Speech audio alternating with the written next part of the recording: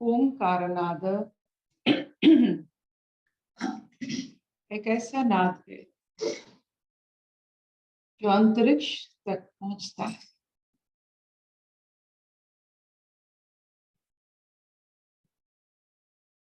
इस नाद की वजह से अंतरिक्ष में समन्वयता रहता है और पृथ्वी और हर ग्रह नक्षत्र अपने कक्ष में सीमित रहते। ओंकार नाद से आप अंतरिक्ष की भी रक्षा करते।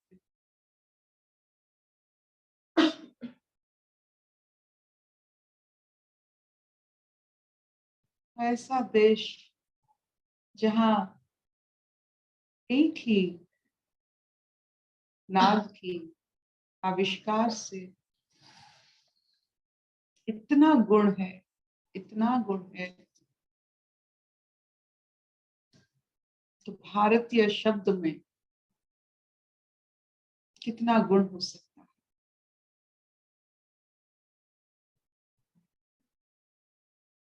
समझकर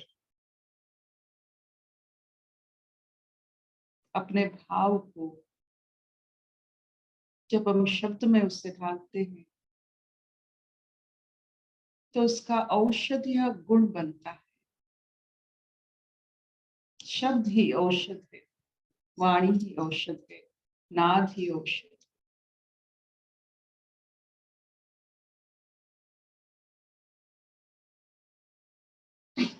इसलिए नाद को व्यवहार करना, शब्द को व्यवहार करना आपकी इंटेलिजेंस है, आपकी उच्च अवस्था है।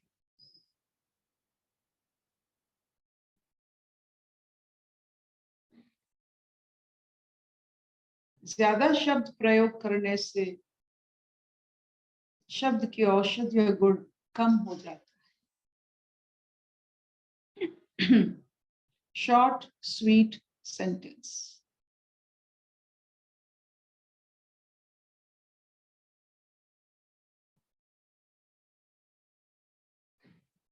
तिब्बत एक ऐसा राष्ट्र है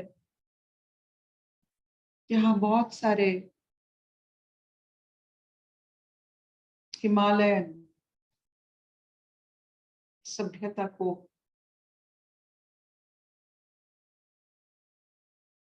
और सोच को अभी तक संरक्षित रखा है।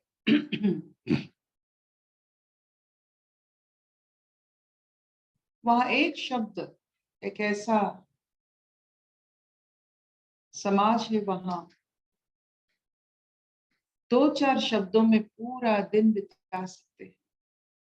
वो हमारे जैसे ही होते हैं और सब समझ लेते हैं 2-4 शब्दों में।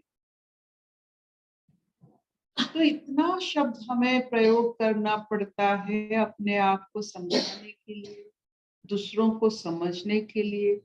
तो 1-2 शब्द में पूरा समाज कैसे टिकता है।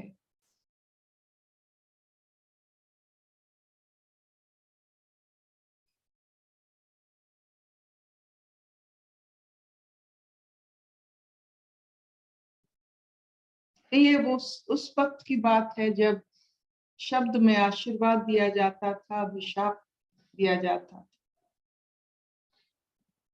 शब्द का मान्यता औषध से कम नहीं, अमृत से कम नहीं है, विष से कम नहीं।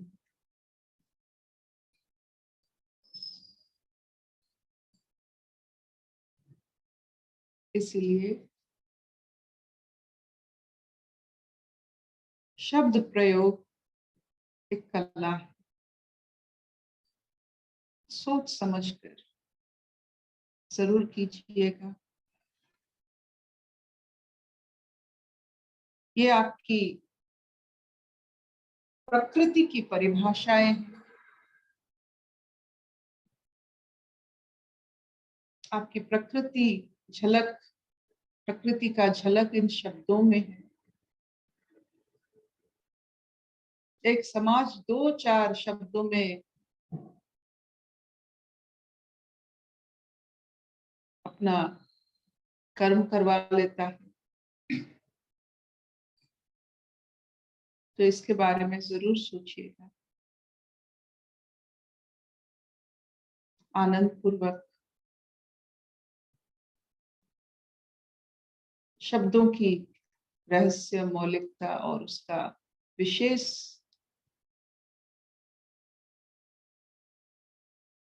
जो सिद्धि है उसे जरूर आप सोचेंगे और शब्द को दवाई की तरह, औषध की तरह से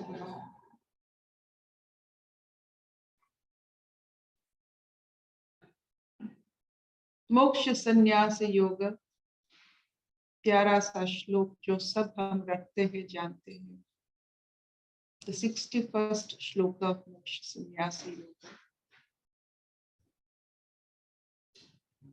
कर्म की जो गति है उसको कैसे हम व्यवहार कर सके, how to handle the force of karma. कर्म की शक्ति को, हर कर्म से शक्ति होती है, उससे कर्म से उपज हुआ शक्ति, उसको कैसे व्यवहार करें।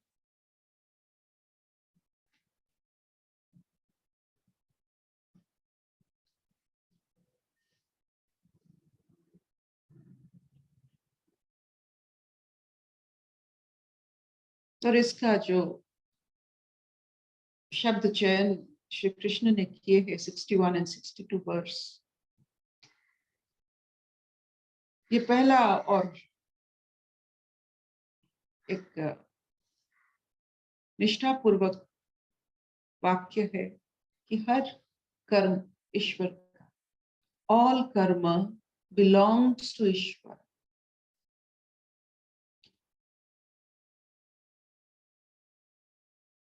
इसलिए दूसरों के कर्म का प्रभेद करना और सोचना और इसके लिए इतना शब्द व्यवहार करना अनुचित है। जब हम मानते हैं कि हर कर्म ईश्वर का, बिलोंग्स टू ईश्वर, तो किसी के कर्म पर अपना नजर डालना और उसके लिए इतना शब्द व्यवहार करना समय का दुरुपयोग करना।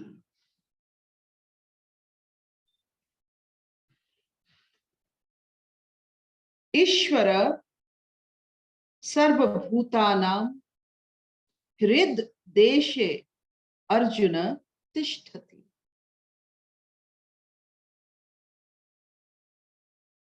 अर्जुन का मतलब होता है साफ प्रकृति, हृदय जिसका मन जैसा, मन, हृदय और प्रकृति जिनका साफ होता है, कांच की तरह साझा होता है, उसे अर्जुन माना जाता है।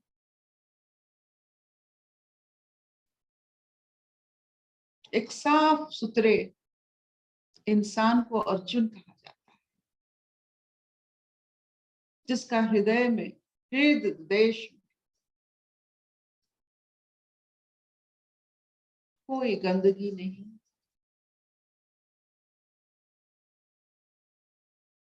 जो वो वैसा ही दिखता है जैसे साफ पानी में छवि कितना सुंदर दिखता है। अर्जुन भी वैसे, क्योंकि कृष्ण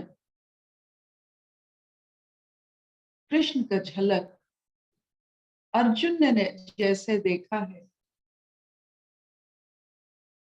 सारा विश्व में और कोई उनको ऐसा नहीं देखा। ना द्रौपदी, ना राधा,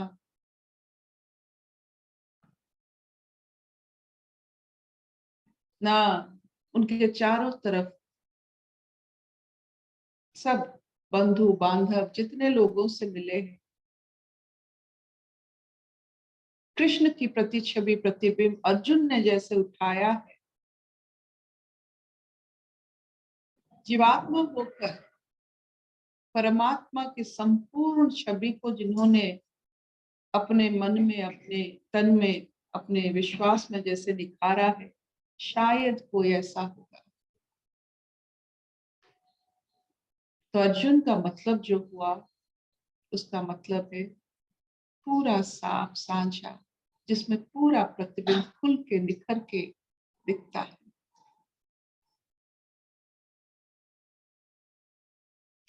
तो कृष्ण कहते हैं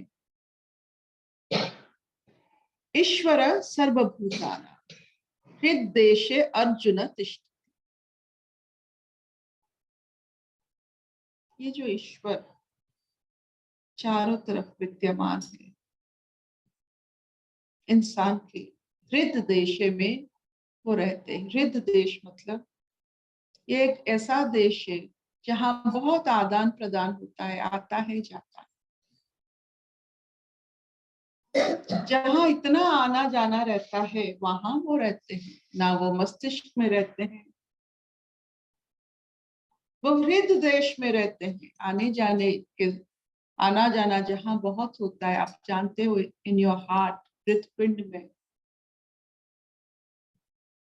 खून का आना जाना रहता है, आता है जाता है। तो वहां वो रहते हैं।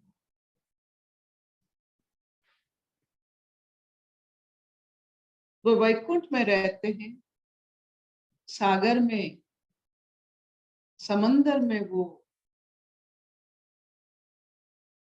अनंत शयनम में, क्षीर सागर जिसे कहते हैं, उनका वहां वास है। समंदर देखिए कितना उथल पुथल, कैसा उनका सोना है। एक समंदर में रहते, ऊपर सांप, नीचे अपने पैर पर अपनी पत्नी लक्ष्मी जी, जो क्रिटिकल एनालिसिस करके सबके बारे में उनको बोलते रहते हैं। तो ऐसे अवस्था में ही ईश्वर रहते हैं। जहां बहुत ही जटिल अवस्था है वहां ईश्वर रहते हैं। हृदय देश में जहां रह सकते हैं, वो शांति देश में नहीं रहते। जहां शांति है वो वहां नहीं रहेंगे। जहां बहुत सारे प्रॉब्लम है, आपके मन में विचलित अवस्था है, जहां आना जाना रहता है, वहीं रहते हैं। जितना आना जाना उतना ईश्वर। तो इसीलिए अर्जुन जो साफ सुथरे दिल वाले प्रकृति के होते हैं, पूरा प्रतिबिंब की छवि को उठाने वाले होते हैं, अपने वैराग्य भाव से हो, अपनी जो सरलता से हो, पूरा विश्वास के साथ, निष्ठा के साथ अपने ईश्वर को अपने सखा मानते हैं, पूरा प्रति छवि उठाने वाले, उनको बोला जाता है कि ईश्वर।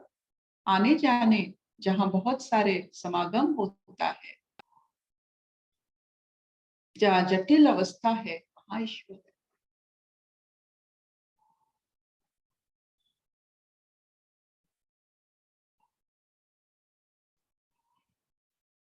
भ्राम्यम सर्वभूतानि यंत्र आरूढ़ानी मायया। कितनी सुंदर बात। लेकिन कृत देश में रहने वाले ईश्वर जो सब कुछ करवाते हैं, उनका सबसे सुंदर भाव है उनका माया। जैसे आपने कृष्ण का देखा, सबसे उनका कृष्ण से सुंदर कृष्ण का लीला।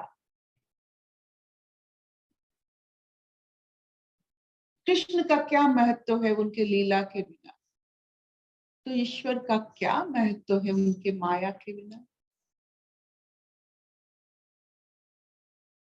तो ये जो माया ईश्वर के साथ रहता है, खूबसूरत होता है।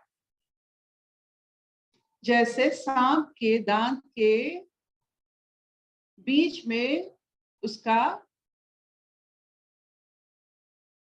विष रहता है, कुछ नहीं करता है। सांप में विष है, सांप जीता है, सांप का कुछ नहीं होता है। लेकिन जब वो प्रयोग होता है, तब जाके बनता है मृत्यु का कारण। तो जब माया ईश्वर के साथ रहता है, उसका कोई विष जैसा असर नहीं होता है। लेकिन इस माया को हम खुद लेके जब चलते हैं, ईश्वर का माया ना समझकर हम माया को लगता है कि हम सब कुछ कर रहे हैं, तब जाके वो विष हमें दसता है। ईश्वर का माया ठीक है, जब तक हम समझते हैं ये सब ईश्वर के कारण है, तब तक उसका कोई विष का असर हम पर नहीं पड़ता है। जब हम कारक बन जाते हो और सोचते हैं ये माया हमारे द्वारा रचित है, तब ये विष का असर हमारे पर पड़ता है। रिद्ध देश में रहने वाले माया को अपने हिसाब से चलाने वाले, हमको कारकपन से मुक्त करने वाले, हमारे तारणहार जो कहते हैं, जब हम पूरा तारणहार मतलब अपने ही अहंकार के माध्यम से, अज्ञान के माध्यम से जब हम कारक ही नहीं बनते, तब हमारा तारण हो गया है।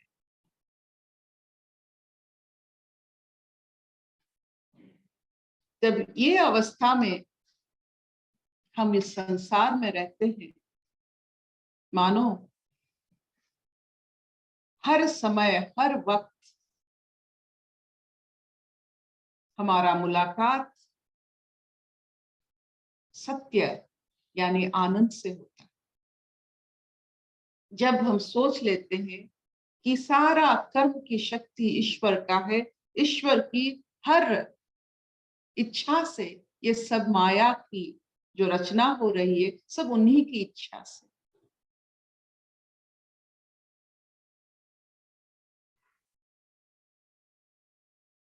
तो आपके ऊपर जो भार रहता है, माया का भार रहता है, जिसके वजह से हम खुलकर नहीं जी पाते हैं, अपनी सत्यता को, अपनी सच्चाई को, अपनी आनंद अवस्था को कभी विकसित नहीं किए हैं। हम हर समय दुख अवस्था को विकसित करने का हर तरह की हम ढूंढते हैं, कैसे दुख को विकसित किया जाए। क्योंकि हम दुख को विकसित करते हैं, इसके लिए इतनी माया भरा शब्द व्यवहार करते ही नहीं होता है। जो बाहर नहीं अंत होता है, ना मन में अंत होता है, मन में चलता रहता है दुख की विकसित शब्द है।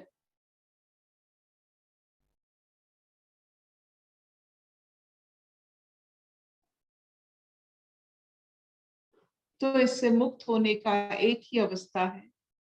ईश्वर हर जटिल अवस्था में रहते हैं, तो जटिल अवस्था आपका नहीं है, वो उनकी माया है, वो वहां वास करते हैं। और आप सिर्फ थोड़ा सा अर्जुन की तरह साफ होकर उनका पूरा प्रतिछवि अपने हृदपिंड में हृदय में उठाकर अपना कर्म ईश्वर का माया मानकर, ईश्वर का लीला मानकर अगर हम करते हैं तो उसका जो हमें प्रसाद मिलता है वो प्रसाद का शब्द होता है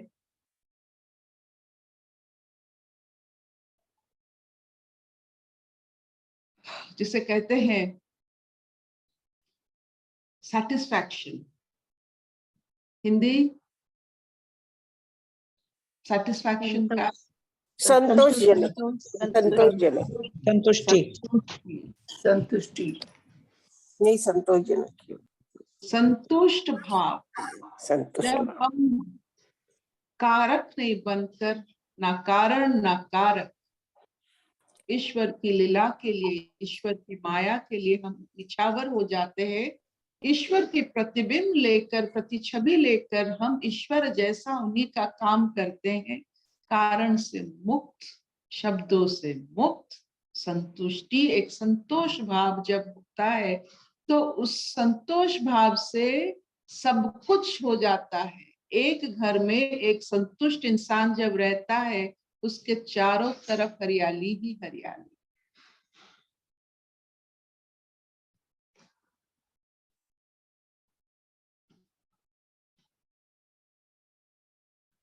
आपने सुना होगा जब सबसे भयंकर और क्रोध वाले ऋषि कौन है? परशुराम, दुर्वासा। दुर्वासा, जब वो आते हैं पांडवों की वन में, जब वो गए थे वहां वो खाने के लिए आते हैं। द्रौपदी की अक्षय पात्र खत्म हो चुका है, क्योंकि एक बार द्रौपदी खा ले तो वो अक्षय पात्र की महिमा खत्म हो जाता है, उसमें और कुछ नहीं निकलता है। तो उनको श्राप मिल सकता है। तब वो देखिए जब दुर्वासा आकर नहा धोकर बैठते हैं और अक्षय पात्र में कुछ नहीं होता है, तो द्रौपदी अपने सखा को, अपने मित्र को अपनी हृदय देश में बुलाते हैं, वही तो रहते हैं। जटिल अवस्था में रहने वाले ही तो ईश्वर होते हैं। तो कृष्ण आविर्भाव होकर पूछते हैं क्या हुआ ना, ये अवस्था हुआ ना, ठीक है कोई बात नहीं, तुम्हारा हाथ दिखाओ। अपने सखी के हाथों से एक छोटा सा निवाला, अन्न का निवाला, वो बड़े संतुष्टि से खा लेते हैं। और इस संतुष्ट जब ईश्वर हो जाते हैं, थोड़ा सारा ब्राह्मण भी संतुष्ट, बिना खाए सब संतुष्ट हो गए ब्रह्मांड में। तो संतुष्टि का मतलब क्या हो सकता है? आप जब संतुष्ट होते हो, आपका चारों तरफ संतुष्ट रहता है, ना शब्द की भूख, की भूखे, तो वहां विराजमान होता है शांत, साइलेंस, और अर्जुन जैसा अवस्था जिसमें पूरा प्रतिच्छवि हम निखार कर ला सकते हैं।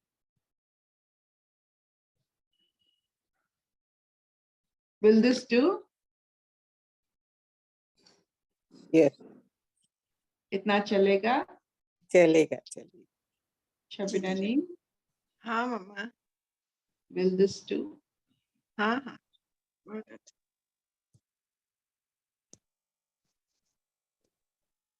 कोई क्वेश्चन किसी का? ईश्वर लीला, ईश्वर माया, ईश्वर का सौंदर्य, खुद को खुद माया रचना, ये मूर्खता है। ईश्वर लीला में खो जाना, अपना जो भी कर्म है उसे अच्छी तरह से निभाना, ये ईश्वर के प्रति श्रद्धा है, विश्वास है। जो भी हम ईश्वर जो भी क्रिया दिए हैं उसे बखूबी निभाना।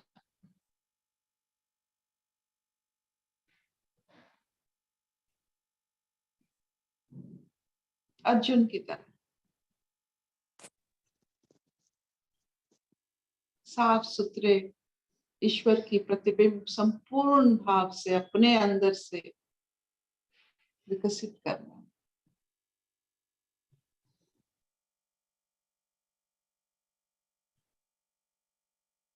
यम ब्रह्मा वरुणेन्द्र रुद्रमरुता स्तुन्वन्ति दिव्यैस्तवैः वेदैः संगपाद प्रमुपनिषदैः गायन्ति यं सामगाः ध्यानवस्थिता तद्गतेन मनसा पश्यन्ति यं योगिनः यस्यन्तं न विदुः सुरसुरगणा देवाय तस्मै नमः देवाय तस्मै नमः देवाय तस्मै नमः। मुखं करोति वाचालं पंगुलंघयति गिरिं यत्कृपातमहं वन्दे परमानंद माधव परमानंद माधव परमानंद Madhav. So this finishes a class of Science of Aware Living. Thank you so much for listening to it. आभारी हूँ, नमस्कार मुद्रा। तो जटिल अवस्था में, जटिलता में ईश्वर की वास है, आपका वास नहीं है। अगर जटिलता है जीवन में तो ईश्वर का वास बहुत भारी है आपके जीवन में। शांति में ईश्वर नहीं रहते, मस्तिष्क में नहीं रहते। आने जाने जहां बहुत आना जाना रहता है वही ईश्वर। इसीलिए वो मंदिर में भी रहते हैं जहाँ बहुत आना जाना है। जिस घर में बहुत अतिथि आते हैं, आना जाना रहता है, उसी घर में वैकुंठ का वास होता है, ईश्वर का वास होता है आने जाने घर में। दीदी यस, ट्री बनाने को बोला था ना, ये हाँ हाँ, दिखाओ दिखाओ। I am so happy you have done it.